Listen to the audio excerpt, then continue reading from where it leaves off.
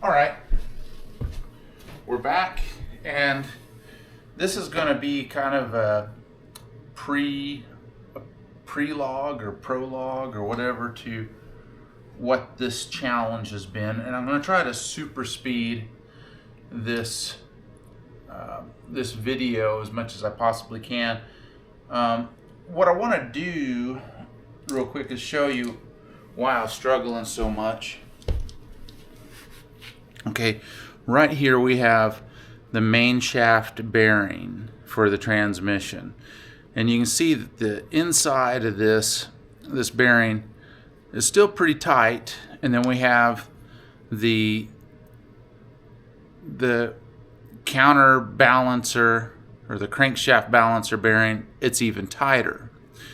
This, with a little bit of manipulation, I can get this stock puller piece in here. This piece in which I was able to get with the rental of the slide hammer at O'Reilly's.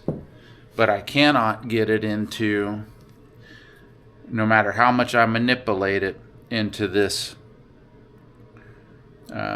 counter shaft or crankshaft balancer bearing. So what I ended up doing, and I didn't realize when I started playing this video, that I still had the, let's see, which one is this? This is the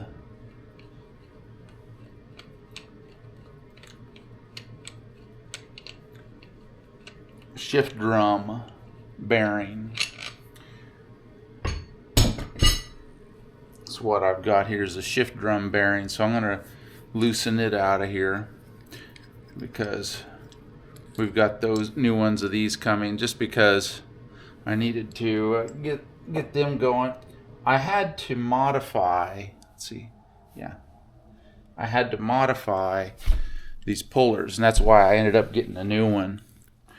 If you can look here, I've milled a lot of this off, and I changed the angle of this puller attachment. And then, like I say, the slide hammer is right here, and it's a great big one. It's the one you usually end up getting by renting it.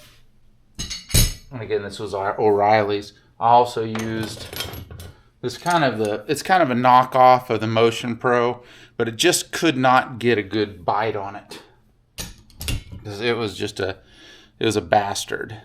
But what I ended up doing that ended up prevailing was I ended up milling down these keepers quite a bit on the upper part here, and it didn't show me removing the actual piece. So because I was getting quite discouraged, originally I'd only had to mill a little bit away just to be able to get this piece to go into this bearing, as opposed to, again, as for comparison, we can kind of look at the difference real quick here.